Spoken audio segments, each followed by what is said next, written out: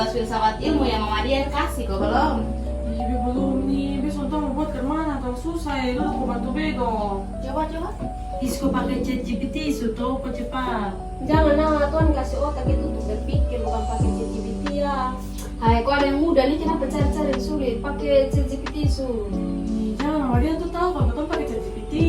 Aman, tinggal parafrase sah. So boleh pakai ChatGPT itu berarti baru menghargai Tuhan bu. Dan berian Amin, bukan sudah hargai, tapi ini cara cepat su. Besok su kumpul nih. Sudah. Soalnya sabar ya bang, mendingan Bosong nonton video presentasi dalam semester 3 tuh dan bahas tentang AI di era digital. Coba Gitu gimana tuh? Ini nih, dia depo video nih.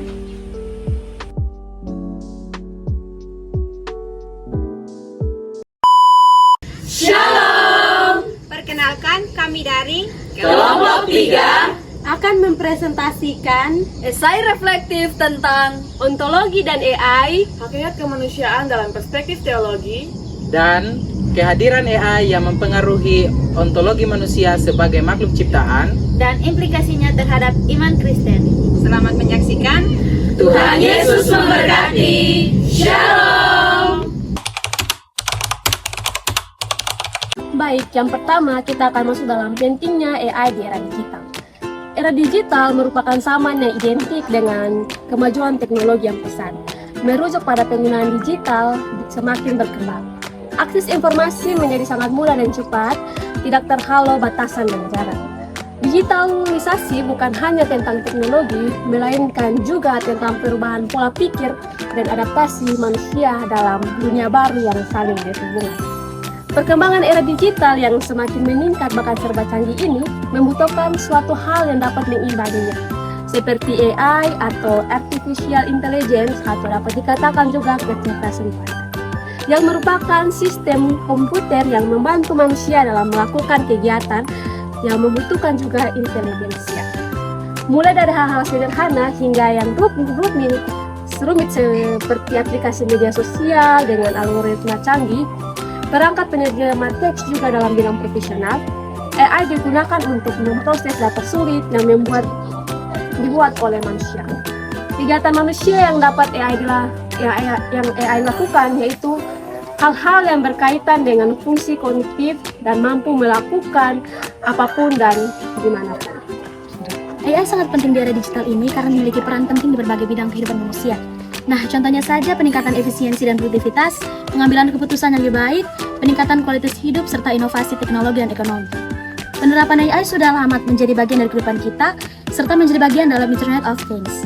Teknologi memang sedang berkembang secara aktif pada era ini. Nah, dengan adanya AI, kini segala menjadi mudah. Apalagi AI sudah hidup berdampingan dengan kita sejak lama. Penggunaan teknologi AI juga akan mempengaruhi segala aspek global secara berkala. Tetapi kita sebagai manusia tidak boleh kalah dengan teknologi. Kita harus memanfaatkannya, bukan dimanfaatkan.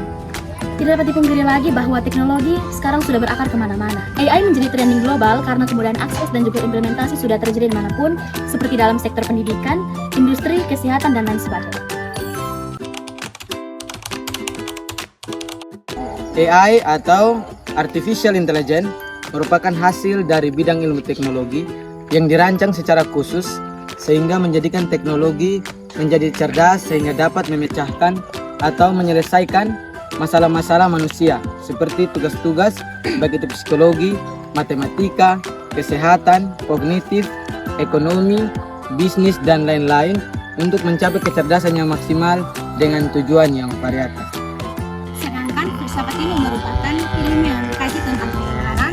Secara teori, filsafat mengacu pada pertanyaan ontologis, epistemologis, dan aksiologi. Dalam hal ini, keduanya saling berhubungan, yang mana filsafat ilmu dengan AI sangat kompleks, karena AI dan filsafat sama-sama membantu mengkaji dan menjawab kebenaran, dan menyelesaikan suatu proses persoalan. Sehingga AI tidak bisa berjalan sendiri tanpa filsafat ilmu. AI membutuhkan filsafat dan sebaliknya, filsafat melengkapi AI. Bahkan AI juga berhubungan dengan teologi agama Kristen karena AI dapat menghadirkan peluang dan tantangan dalam memahami iman, moralitas, dan makna keberadaan manusia.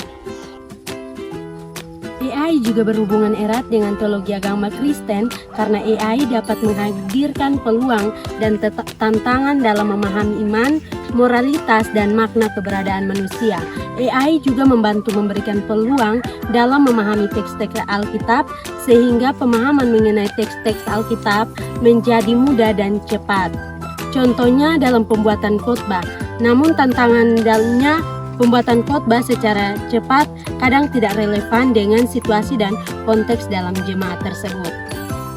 Baik, pada penyusunan esai reflektif ini, kelompok mengkaji bagaimana AI mengambil peran serta pengaruh bagi pemahaman hakikat manusia dalam kedudukannya sebagai ciptaan Tuhan, sehingga fokus kelompok adalah mengenai kehadiran AI yang mempengaruhi pemahaman ontologi manusia sebagai makhluk ciptaan dan implikasinya terhadap iman Kristen.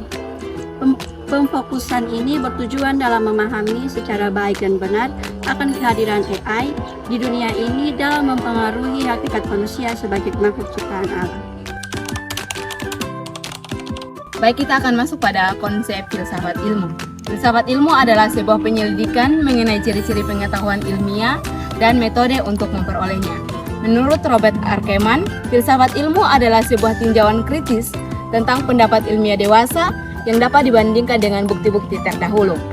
Sedangkan menurut Cornelius Benjamin mengartikan filsafat ilmu dengan artian bahwa filsafat ilmu merupakan cabang pengetahuan filsafati yang menelaah akan sistematis mengenai dasar ilmu, metode-metode, konsep-konsep, dan letaknya dalam kerangka umum dari cabang intelektual.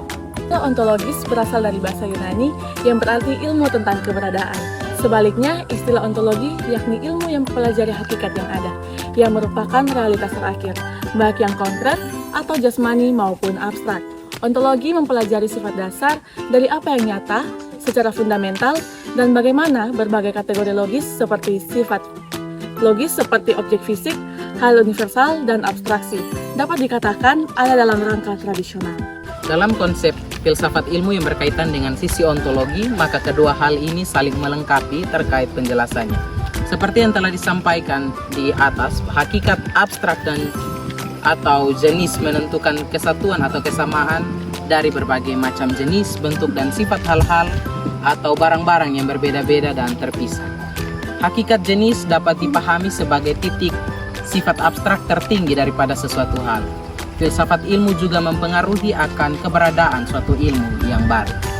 Ontologi terlibat secara langsung dengan filsafat yang menjelaskan lebih dalam akan suatu keberadaan yang realistis. Tanpa ontologi atau ilmu yang berbicara tentang keberadaan, maka filsafat ilmu tidak mampu menjelaskan akan kegunaan atau fungsi dari keberadaan tersebut. Sehingga konsep akan filsafat ilmu dan ontologi harus diselaraskan dan tidak dapat dipisahkan. Kita akan masuk dalam hubungan AI dengan konteks teologi. Pada bagian ini, kelompok mengaitkan hubungan AI dengan tantangan atau peluang dalam konteks teologi, dikaji dengan hakikat manusia sebagai makhluk ciptaan. Hakikat manusia ditunjukkan melalui perspektif teologi di mana Allah menciptakan manusia sebagai ciptaan yang istimewa di antara ciptaan-ciptaan yang lain. Manusia memiliki perbedaan dari ciptaan lainnya yang diciptakan dalam tatanan alam semesta. Keberadaan manusia diciptakan yang memiliki kualitas yang unik, termasuk kelebihan-kelebihan yang tidak dimiliki oleh ciptaan-ciptaan lain. Homo sapiens yang berarti manusia yang memiliki keterampilan dan kemampuan untuk membuat pertimbangan yang etis, dijelaskan dalam Alkitab bahwa manusia dibentuk dan diciptakan oleh Allah sebagai ciptaan yang paling mulia dan yang tertinggi ialah tentang imago Dei atau gambar Allah. Dengan demikian, hal ini menunjukkan bahwa manusia sebagai makhluk ciptaan memiliki keterampilan, kelebihan yang tidak dapat disamakan dengan ciptaan lain. Pencapaian akan keselamatan dan kesusahan menjadi konsep hakikat manusia sebagai karya Allah. Hakikat manusia dicatat dalam Alkitab pada Kejadian 1 ayat 26 sampai 27. Pertama, manusia dibentuk dan diciptakan oleh Allah. Kedua, manusia diciptakan menurut gambar dan rupa Allah.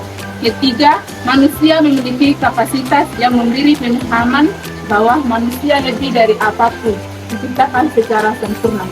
Berkaitan dengan hakikat manusia, maka ada pun sebuah pembaruan dalam dunia teknologi tentang hadirnya AI. AI hadir dengan membawa perubahan yang sangat besar dalam dunia teologi maupun pendidikan. Hal ini berkaitan dengan sistem AI yang menjadi peluang untuk memberi manfaat bagi dunia secara umum. Kecerdasan buatan merupakan sebuah kekuatan yang mampu mengubah berbagai kehidupan manusia, termasuk dalam bidang misi Kristen. AI memiliki peluang penerapan dalam misi Kristen yang menjanjikan potensi peningkatan efektivitas penginjilan dan pengajaran Alkitab.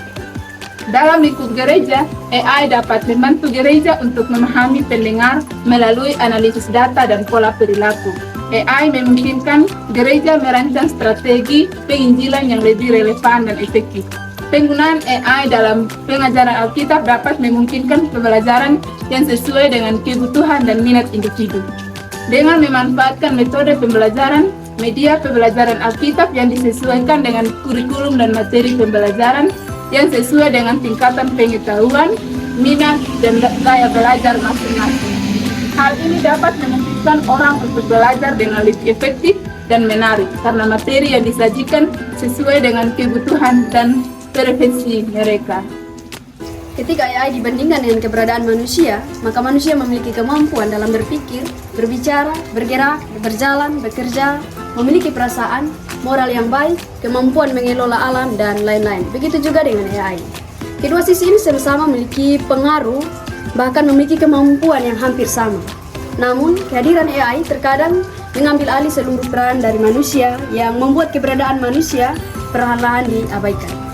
Meskipun teknologi AI ini menawarkan berbagai peluang, pengintegrasian teknologi ini dalam konteks misi Kristen juga menimbulkan berbagai tantangan pula, seperti sistem komputasi mekanis yang memperlihatkan kecerdasan menyerupai kemampuan kognitif manusia secara tidak langsung. Dapat dikatakan bahwa kehadiran AI pun dapat merenggut kapasitas yang ada pada manusia. Jadikan dalam jurnalnya menuliskan tentang kehadiran AI yang menghilangkan peran asli atau semula dari tokoh agama. Contohnya, AI dapat memberi penafsiran dan pemahaman yang sama, bahkan lebih mendalam. Maka bisa saja posisi para pendeta, majelis atau penginjil dapat tergugat. Selanjutnya, penggunaan AI ini juga dapat mengurangi kemampuan manusia dalam berpikir kritis dan mengambil kesimpulan. Penggunaan data pribadi tanpa izin mengancam privasi, keamanan, bahkan dapat memicu adanya pengangguran dan ketidakpuasan ekonomi. Pengembangan dan penggunaan AI ini perlu diselaraskan dengan prinsip moral yang mendorong kesejahteraan manusia dan keberlanjutan alam semesta. Teknologi diharapkan mencerminkan nilai-nilai agape, yaitu kasih, tanpa pamrih yang mendorong kepedulian terhadap sesama. Etika Kristen juga memandang AI dengan kewaspadaan terhadap potensi konsekuensi negatif. Risiko kehilangan pekerjaan, ketidaksetaraan dalam akses terhadap teknologi, dan bahaya keputusan otomatis yang tidak etis menjadi perhatian. Secara teologis, penggunaan teknologi AI wadah pelayanan gereja ini memicu adanya pertanyaan tentang hubungan antara penciptaan manusia dan kreasi manusia. Meskipun AI merupakan hasil karya manusia, prinsip-prinsip agama mengajarkan bahwa Tuhan adalah sumber segala kebijaksanaan dan pengetahuan. Implikasi kehadiran AI bagi iman Kristen adalah dalam era digital ini. Iman Kristen akan terus bertumbuh, baik dengan beriringan dengan rasa hormat kepada Tuhan, melalui pengoptimalan kapasitas diri dan Tuhan anugerahkan kepada manusia, dengan tidak sepenuhnya tergantung pada AI, sebab kehadiran AI itu seharusnya membantu bukan menyingkirkan peran manusia, sebab jika terlalu bergantung pada AI dapat membuat manusia lupa pada potensi dirinya, sesama bahkan Tuhan.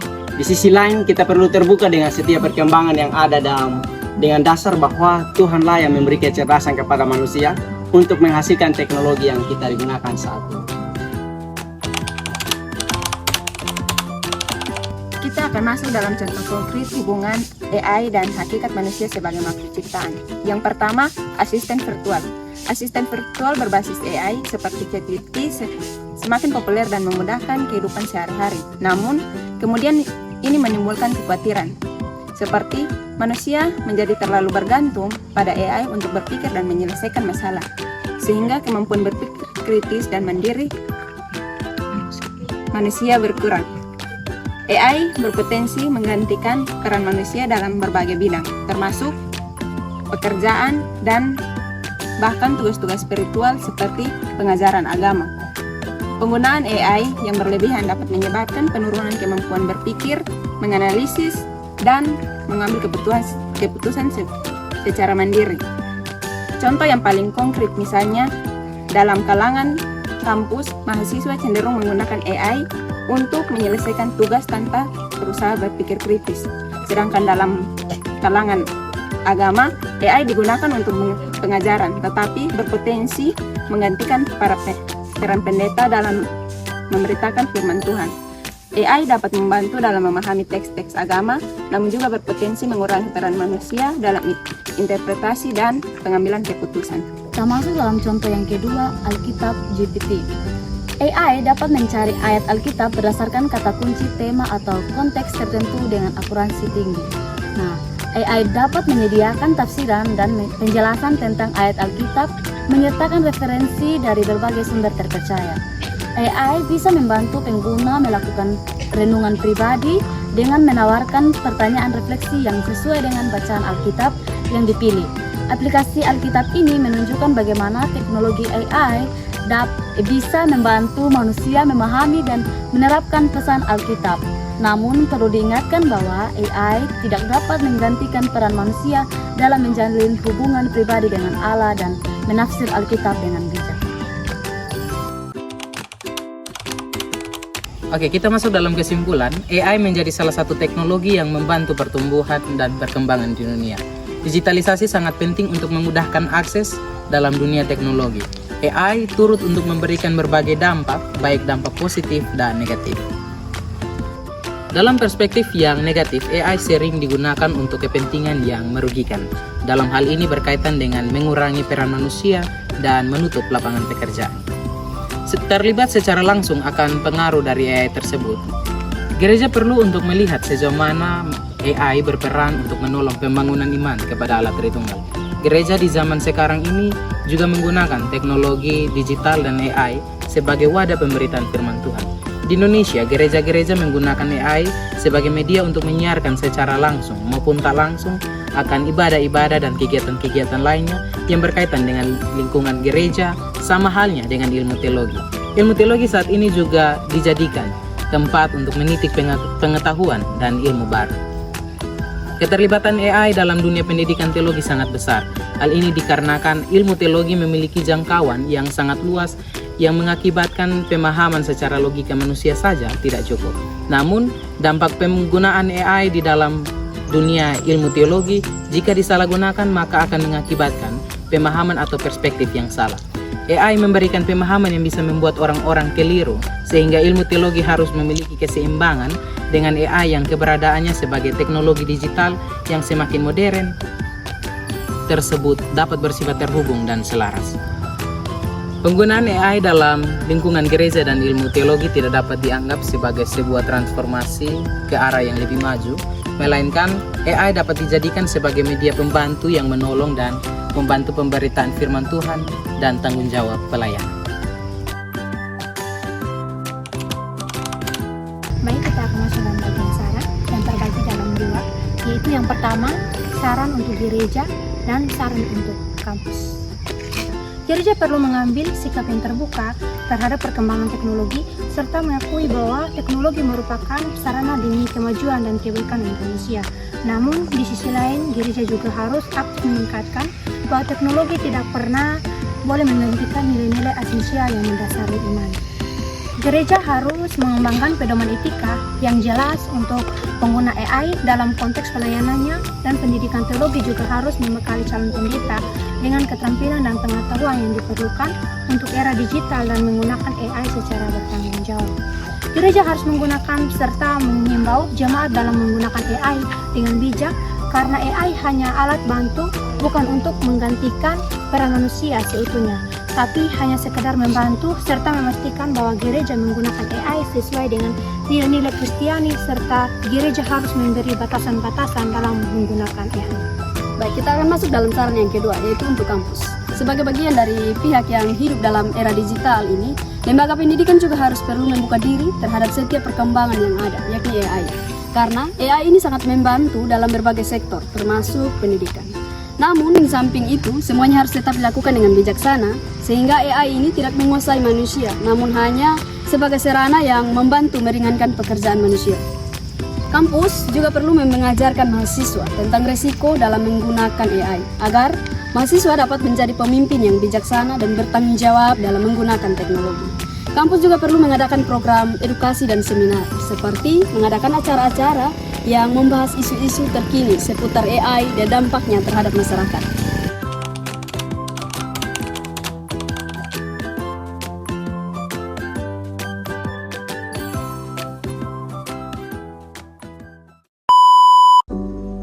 Nah, dari itu video kita belajar bahwa kita tuh boleh menutup diri dengan kehadiran AI di era digital.